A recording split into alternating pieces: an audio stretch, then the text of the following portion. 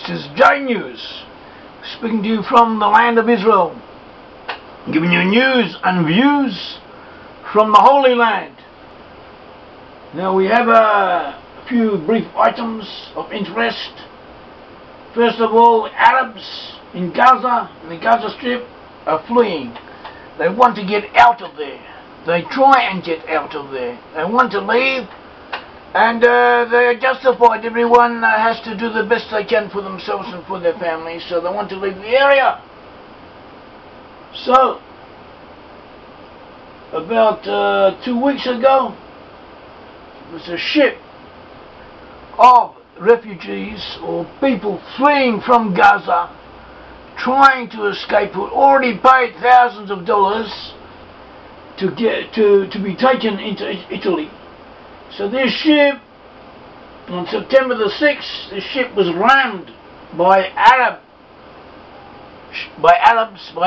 ship, of Palestinians, rival smugglers of human bodies, rival smugglers, or rather extortioners, who wanted to take more money from them, wanted them to move from one ship to another, and they refused. So the ship they were on was rammed. About 500 of them drowned. Most of the people on the ship drowned. And this shows the lengths that they're going to, the risks they are taking, what actually does happen to some of them on their way. They're trying to get into Italy, and from Italy they intended to move on to other parts of Europe. So this is what was going on, and this happened not that long ago. And it was reported in the news, but not all the news features mention the fact that the people concerned, the refugees concerned, those who drowned, were Palestinians from Gaza. They just said refugees. That was the general term used for these people.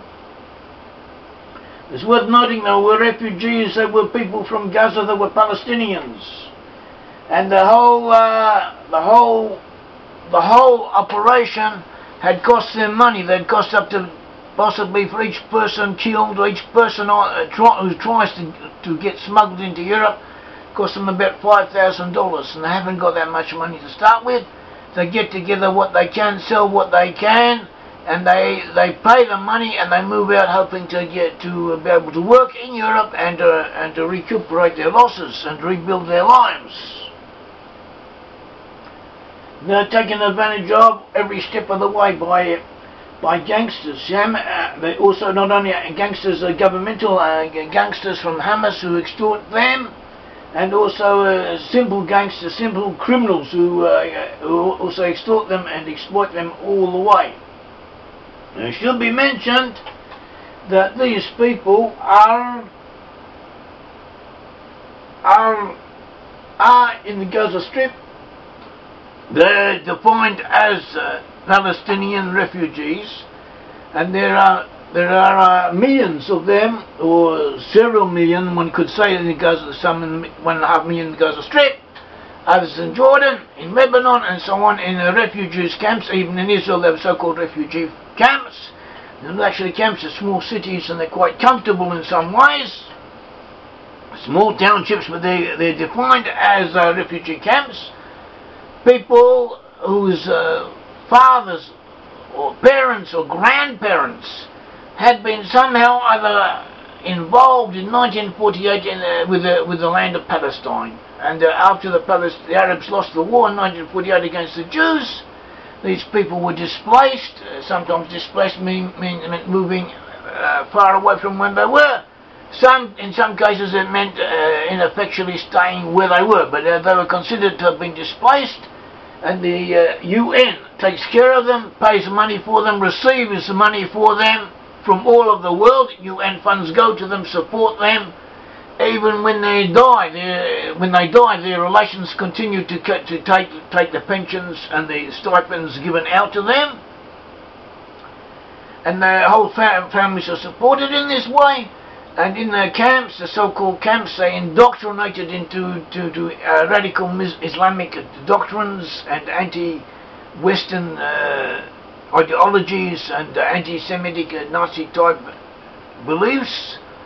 And this is what happens to them, and it's all one big racket, and it's been paid for by the free world who supports the UN, and the UN has set up this whole apparatus for refugees, so-called refugees, and so this is a problem. In some countries, in most places where they're more or less been managed to assimilate in the local societies. In Jordan, up to 80% of the population are actually Palestinians of Palestinian origin. In other places, they have not been accepted because the government, the local societies and local political apparatus wants to keep them, wants to maintain them, wants to maintain their refugee status, to use them as some type of a weapon, one could say human ammunition against the state of Israel and also against the world of Western values in general. So that is one point. Another point is that it has been said that we have up to 40% of the population of Gaza would be prepared to leave if they were given the ability to do so. And we say that is what should be done. That is what should be done. The Palestinians should be taken to some place in the West. They should be taken to South America and rehabilitated, and they could have this done with them. They want to do it, and they are capable of doing it. It'll be re-established somewhere in the West, somewhere in the Western Hemisphere, as Isaiah chapter 11 predicts will happen. It says that there, the Judah and Ephraim together will take the Philistines to some place in the West by air. They will fly them out to some place in the West, probably to somewhere in South America, and there these people will be rehabilitated and resettled. We have an article on this, and also we have a YouTube talk about it. Another point is that we have an ISIS chemical threat. An ISIS chemical threat. The ISIS is this local new group in northern Syria who are going around cutting off people's heads and raping and kidnapping women and doing all kinds of things, all kinds of people, and forcing people to become Muslim or to adhere to their branch of Muslims, of Islam. And America is assisting the Iraqis and the Kurds to fight against them, but it's all quite controversial and quite complicated. But at all events, and this ISIS, or Daesh as it's also known, this Daesh group is has already carried out a few attacks. It's carried out attacks in Australia, planned attacks in Canada and the USA and elsewhere. And now, according to reports, they are planning to carry out chemical attacks, chemical and biological attacks in the West, possibly in America. Intelligence reports say that they are trying to do something similar to what was done in Tokyo in 1995 when a terrorist group got hold of a sarin compound, a chemical type compound, and they led in coordinated groups of these Japanese terrorists, simultaneously released it in the Japanese underground, and a large number of people were affected by this. Some of these casualties were fatal. The intelligence report says that ISIS also intends to carry out similar actions. ISIS has agents in the West, it has agents, known agents in the USA and in Britain, and these are the main targets apparently, but it could be anywhere in the Western Hemisphere. Yesterday, Prime Minister Netanyahu, the Prime Minister of Israel, gave a speech to the United Nations General Assembly, September 29th, and this speech was quite well accepted. It was quite successful. He's a gifted speaker and he knows what he's talking about. So we'll just give a few highlights of this speech to you. So Prime Minister Netanyahu said, "The people of Israel pray for peace, but our hopes in the world's hopes for peace are in danger, because everywhere we look, militant Islam is on the march. It's militant Islam, and typically its first victims are other Muslims, but it spares no one: Christians, Jews, Yazidis, Kurds. No creed, no faith, no ethnic group is beyond its sights, and is rapidly spreading in every part of the world." He goes on, "For the militant Islamists, all politics is global, because the ultimate goal is to dominate the world. And left unchecked, this is a cancer, and left unchecked, this cancer grows. We must remove this cancer before it's too late. Last week, many of the countries represented here rightly applauded President Obama for leading the effort to confront ISIS. And yet weeks before, some of these same countries, the same countries that now support confronting ISIS, opposed Israel for confronting Hamas. They evidently don't understand that ISIS and Hamas are branches of the same poisonous tree. ISIS and Hamas are branches of the same poisonous tree. ISIS and Hamas share a fanatical creed, which they both seek to impose well beyond the territory under their control. And he goes on, he said that ISIS and Hamas are in effect Islamic extremist groups. They have the same goal, which is to harm people in the West, to harm Western culture, to do what they can to spread their fanatical doctrine.